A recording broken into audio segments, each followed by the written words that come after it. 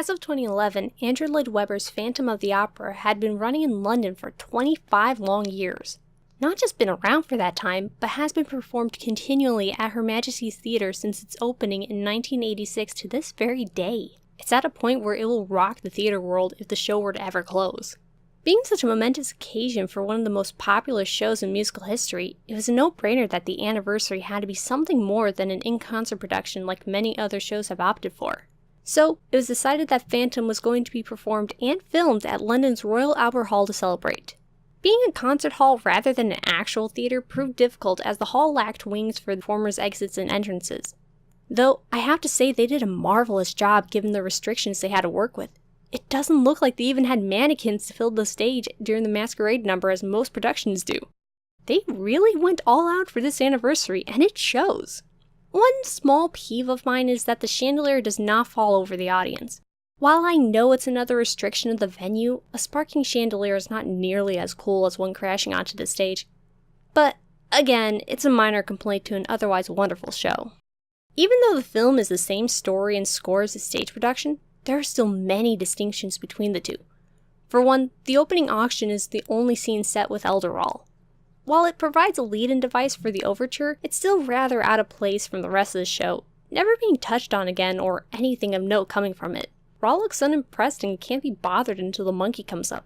Why would Christine speak so much of this thing? She never interacts with the monkey directly. If anything, she saw it in the background as she examined the lair before unmasking the Phantom. I've actually soured to its film counterpart as of late. While I still like it as a bookend to the main story, returning to the prologue timeline only underlines how needless it is. Even if you touch upon it again, it has no impact on the story as a whole. Nothing is learned except that the Phantom still loves an apparently dead Christine. Maybe it's hinting to the show's eventual, sequel. I don't think it would have been so terrible to have the house darken and launch straight into the overture. You can still have the raising of the chandelier, or, in this performance, a light fixture. In fact, it might be fun to see the stagehands setting up for the Hannibal dress rehearsal that follows the opening song. Maybe it's just me, but I quite enjoy whenever the themes of a show are a part of the show, like the rush to change the stage for the ballet sequence while Christine takes over for Carlotta in Il Muto. Speaking of Carlotta, I love her singer's voice. I could listen to it all day, which is how a Carlotta should be. Actually, Wendy Ferguson, who fills the role here, was a last-minute addition. Keira Duffy was originally slated for the part and can be seen in rehearsal footage, but had to back out before the performance due to an illness that affected her voice. The switch occurred so close to the production that programs still listed Duffy in the role. Sure, Ferguson was familiar with the part as at the time she played Carlotta in the London production, but it's still not easy to join a show so close to opening. This version's Carlotta still appears to have shades of being an egotistic diva, but there is so much more to her than that. We can see how fed up she is with things happening and nothing being done about them. The show doesn't make us think, it's okay, this woman was nearly crushed by the scenery, she's a terrible person. This is a person who is being forced out of her spot in the company in favor of some chorus girl who may or may not be in on the plot. While we as the audience know it's all the Phantom's work, being that Christine benefits so greatly from Carlotta's departure, it's difficult not to suspect the up-and-coming nobody of foul play. But Carlotta can see when her conclusion about Christine is wrong. It's subtle and maybe a feature of this version alone, but it's a welcomed one. She's not simply acting up during the rehearsal for Don Juan, she's trying to cope in any way she can with the opera house basically being held hostage. Injecting humor, taking jabs at the piece, anything she could do to deal with the life-threatening situation before her. It also helps that you can believe the singer has been on the payroll for 19 seasons. On another note, why does Fearman seem so angry when he says 2 bars would be sufficient? 2 bars will be quite sufficient. Does he feel insulted by being only offered 2 bars? No matter how many times I rewatch this, I can't seem to find an answer. I far prefer this production's exposition as to who Christine is and about her father, mainly because it doesn't feel like exposition. Daae. That's a curious name. Any relation to the violinist? My father, sir. The dance number isn't slowed by the comment, and it doesn't make the rest of the ensemble seem insignificant in universe. I also love how terrified Christine looks. Sierra Boggess plays a very expressive Christine, which adds so much to the character. Here we can see her find the confidence to sing as her voice grows stronger and less shaky. She seems to have eased into her performance, probably reassured by Eric's lessons. I wouldn't be surprised if he had her practice Carlotta's role knowing that she would walk out. Bacchus' voice has plenty of strength on the high end. It's no wonder everyone would be in awe.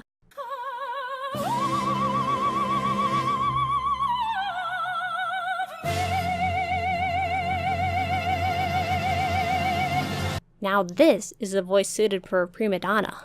This Christine also seems to truly fear the Phantom. At the mention of disobeying her angel, she visibly gets frightened by the notion and braces for his wrath as soon as he makes his presence known. I have to wonder what happened to make Christine so afraid. Did she start displaying feelings for a coworker at one point, and Eric either abandoned her for a time or made him disappear? The two surely have had more history together than singing lessons, and her reactions to the Phantom suggest that his abuse goes beyond what we see in the stage show. Given this, it makes sense why she would latch onto Raul so, his love for her being undemanding and warmer than Eric's possessive chokehold. I can also believe that there was something between Raul and Christine beyond childhood friends. They both act like they had fancied each other, probably dated as best as two kids can, and now their engagement is an extension of their pre-existing relationship. Raul, unfortunately, is a character the show at large ignores. The script gives the poor guy no traits other than heroic love interest archetype, allowing fans to be easily won over by the Phantom's plight and pining for Christine no matter how unhealthy. His leg up over Raul is that he actually has character. Still, I consider Hadley Fraser my favorite Raul of the Lloyd Webber show. There are little additions tried to round out the character, such as when the Phantom removes the noose and sets the couple free, Christine has to keep Raul from attacking the guy who nearly killed him. In the film, he didn't seem very interested in retribution. It's also nice to see the transformation from not taking the opera ghost seriously to... When Jerry was able to corroborate Christine's description of the Phantom, we see him finally realize that his fiancée has been rightfully fearful the whole time. With this revelation, Raul backs up her decision to not sing in Don Juan.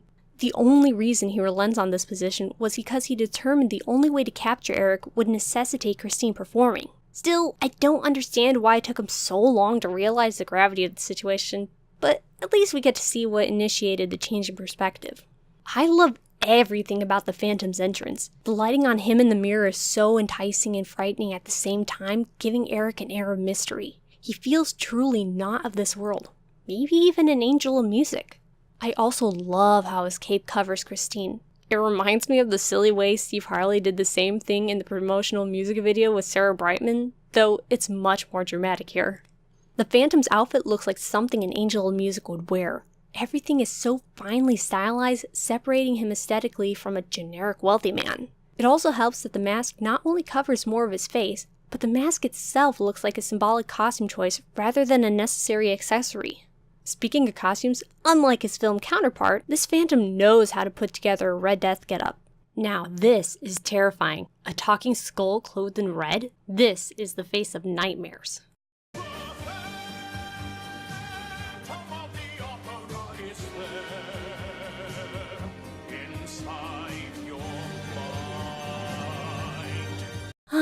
Ramin, such a wonderful voice in general. It's so beautiful, yet also intimidating and frightening when it needs to be. He can be foreboding without sacrificing vocal quality or becoming difficult to listen to. There is a force behind it even when he's being alluring. I could mistake this voice for an angel of music. It's interesting to see Eric fight Christine getting too close to his face, yet continues to approach her. He wants to touch her desperately, but also fears it. Because his mask doesn't fully cover his malformed lips, he has reason to turn away from her gaze even with his face hidden.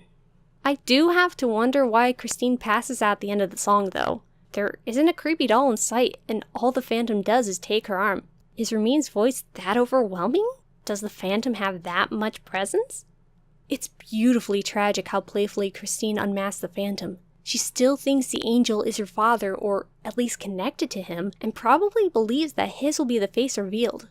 There was little to warn her of the shock in store. Eric's deformity in this version is superb in the only way a terrible disfigurement could be. He is so ugly, those prone to swooning should probably keep their distance. There is nothing visually pleasing about this man. If you were to gaze any longer than a moment, it would be out of morbid curiosity rather than admiration. While I like that the film trimmed parts from the Prima Donna song, I still enjoy hearing all the different thought processes at work concurrently, even if I have trouble understanding them all. It really builds a sense of chaos and uncertainty in the company. The chorus bits in the title song are also a welcome feature of the stage show. Even though some of the lyrics already vaguely hint as such, the ensemble's verses remind us of the underlying danger behind the enchanting angel of music. The movie counterpart chose to focus on the set and the Phantom's magnetic persona, tragically ignoring this element of the song. Also unlike in the film, the managers have a reason beyond disobedience to cast Carlotta against the Phantom's wishes. She is well liked by her audience, Andre being one such fan, and while undergoing a change in management, it's probably best not to make drastic changes. Not to mention, any reason to have a full costume change on stage is a welcomed one for me. It's incredible how Carlotta goes from one dress to another, plus a wig, while on stage over the course of a song. Though, my favorite costume change has to be the one where Meg goes from ballerina to maid. There is a little under 30 seconds between her exit and re-entrance. Not only is her dress different, but her hair is fully hidden by her hat. Color me impressed. It would be remiss of me not to mention Christine's change into the wedding dress only had about 50 seconds before she had to be back on stage. Though it wasn't as quick, it's still noticeable, and I can't help but admire how much work went into making the scene changes as seamless as possible. When there are seams, I prefer them to be worked into the show like the frantic setup for the ballet sequence. Unfortunately, because this version relies on rear projection for its set, some of the urgent chaos is lost. It is offset a little by having Andre stumble his way off the set and the dancers trickle in and attempt to find their spots in the song. And when they do, they put on such a beautiful ballet. If the camera didn't change shots to focus on Bouquet, I would easily forget a man is supposed to be hanged and get lost in the music and dance. I wish there was an extended version of the sequence just so I can see it without being interrupted. People can be so inconsiderate. On that note, why is Bouquet the only one on the catwalks? I assumed they would want multiple bodies up there to help change any lighting or backdrops. You wouldn't want your scenery dropping unevenly. I find Madame Jury and the Phantom's relationship in this version fascinating. The way she explains the story, it sounds like Eric simply made the opera house his home and Jury didn't hide him there. She recognizes him as the deformed man in the traveling fair and knows enough of him to understand he is a dangerous person. Jury is wary of attempting to refuse his will and tries to convince the managers to follow his orders. She probably instilled this fear into her daughter, explaining why Meg panics in the perceived presence of the Phantom. Though, it would seem that there is some curiosity in that fear when she finds his abandoned mask. A thought occurred to me as I was rewatching this version. Who is Christine singing to and wishing you were somehow here again? Clearly she is describing her love for her father in the time before his death, but then she says that she wants the past to die. She could be referring to a desire to move past the fact that he's dead, or possibly her experience with the Phantom teaching her to sing. Perhaps Christine wants her father to return and help her face this persistent stalker, forgive her for mistaking this monster for him, and end the days of silent tears caused by years of emotional abuse. And then she thinks her prayer has been answered as the Phantom assumes the facade of the angel once more. I far prefer this version to the films. Bacchus puts so much emotion into her acting. Not just longing, but also a little bit of bite when she reflects on how her father promised to send an angel of music. Still, I'm not a fan of Raul's part in the song that follows. It seems rather needless and gets in the way of Eric and Christine's interaction. They probably could have cut out everything before it, and nothing would have been terribly lost. All this part does is make me wonder why he doesn't act sooner. Regardless, this scene is far better than the silly sword fight. I've gone back and forth on my feelings about the Phantom possibly having superpowers, but I think I've come to a conclusion. He isn't a firebender here, he's probably throwing something that explodes on contact. Eric is supposed to be a master illusionist and is likely very familiar with such effects. Though, I am curious how he makes Carlotta croak in the show. There is no tampered throat spray bottle present. One moment she's singing fine, then the Phantom interrupts and suddenly her voice doesn't work? It does add an air of mystery to the man, and I'm willing to suspend my disbelief here, but it always sticks out upon reflection. Speaking of mystery, I didn't realize until it was pointed out by Lindsay Ellis, but showing the Phantom only after All I Ask of You is way better of a directing choice. Not only does it allow for an oh shit moment when we realize the Phantom was there the whole time, but it also makes you question initially if Christine is hallucinating his voice or if he's truly near. In addition, you can get lost in the beauty of Raul and Christine's duet without being constantly reminded that Eric exists. Most of the costuming in this show is unchanged from the stage production, save for small details. The puffy sleeves on Christine's party dress have been removed, and my theory is that this was done to keep the show timeless. Its ability to survive the passage of time like so many have not was brought up in the behind-the-scenes extras, and if they want to make the musical continue, it needs to be separate from the fads of the day. The Phantom's deformity was altered slightly. Since production would be filmed in HD, a little more detail was added, which also meant the shape of the mask had to be altered to finally fit over the makeup. Surprisingly enough, this is only the 4th version of the deformity. It really says something that the show has been able to survive for now 31 years with so few changes except for cast and alterations for the venue. One change for this production I didn't care for was the audience in the curtain being behind the performers. It makes for very confusing blocking when Christine, who has been singing to us, the audience viewing the musical, turns around to face the projection wall and bows to an image of the audience. Sure, it's really cool that the projection is of the people actually sitting in the concert hall, but it breaks my suspension of disbelief to remap the universe audience as having been facing Christine's back the whole time. It's also quite head-scratching when the main curtain is opening behind the stage. Even though we know that the Phantom is the one under the cloak and point of no return, it is a far better narrative choice than assuming we believe that an opera-going crowd who is very familiar with Piangi as a performer would not notice his sudden replacement. In this production, I get the sense that Eric's cameo was actually planned out. Had he not gotten carried away with his desire for Christine, and had she not realized that her co-star had been replaced, the Phantom was probably going to take off with his love when they went backstage to become one. I love the staging of the scene. The Phantom's so expressive under the cloak, and it sounds like he's actually trying to match Piangi's accent to the best of his ability. Christine doesn't know it's him until she notices how much weight her colleague lost while backstage. The only reason she fled earlier in the piece was because Piangi was getting a little too touchy-feely. And when she knows it's Eric on stage with her, Christine tries to flee instead of looking around vaguely concerned. Although Christine already removed his hood, it makes sense why she still unmasked the Phantom on stage. Simply taking the hood off is enough to alert the police and Rawl of the switch as we see. The public unmasking is likely an act of revenge. After years of torment and tears, this man has the gall to not just claim to love her, but also use the same words as Rawl to do it. Christine is rightfully furious and wants to hurt Eric as much as he's harmed her. And how better to do it than to expose his deformity that had plagued him his entire life? While the morality of this can be debated, it is quite a relatable feeling to want to inflict pain onto those who have hurt us. We even see this fury displayed in the final layer scene as she calls the Phantom a false friend and expresses that what love she possessed for him has now turned to hate. I quite like that the Phantom almost makes Christine pass out in the song. Let me explain. Throughout the scene, it seems that Eric is fighting introspection. If you look deep enough, you may see how abhorrent his actions truly are. The distortion is not only physical, but also psychological. If he can let himself get lost in chasing Christine or toying with Rawl, he can ignore the fact that he's caused the one he loves a great deal of suffering.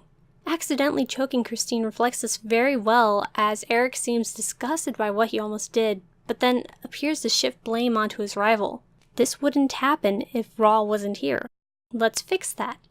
This also sets up the Phantom's act of remorse in the end. Though he's getting what he wants when Christine chooses to remain by his side, he realizes that it's only to save Rawl, not because she truly desires him. Forcing her to stay would be forcing her to suffer in self-sacrifice. How could he ever be okay with that? And though he makes the right decision, he still hates to let her go. One final note, I'd love to know how the Phantom makes his last exit. He sits down while covering himself with his cloak, and then is gone. No trace as to how this was done, nor of any hint as the cloak remains in position until Meg removes it. This is so cool, and I need to know how it's done. And that's the 25th anniversary production of Phantom of the Opera. To me, this is the definitive version of the Lloyd Webber show. There is so much to dissect from the players' performances on top of the wonderful spectacle inherent of the musical. In spite of the venue difficulties, they were able to pull off such a fantastic show. Everyone does their best to make it a loving anniversary for a musical that has weathered time, and no voice is lacking in quality or beauty. Though I'd love to have them all. A wise person once said, everything in moderation. So, which one to choose? Sierra Boggess is hands down my favorite Christine. Not only does she give so much life to a flatly written character, but she also has a fantastic voice to boot. Her range is wonderful, and it's a treat whenever she sings. Yes, hers is the one I shall take. And now, finally, I can move on to my thoughts about the dreadful, the appalling, the baffling. Love never dies. Until next time.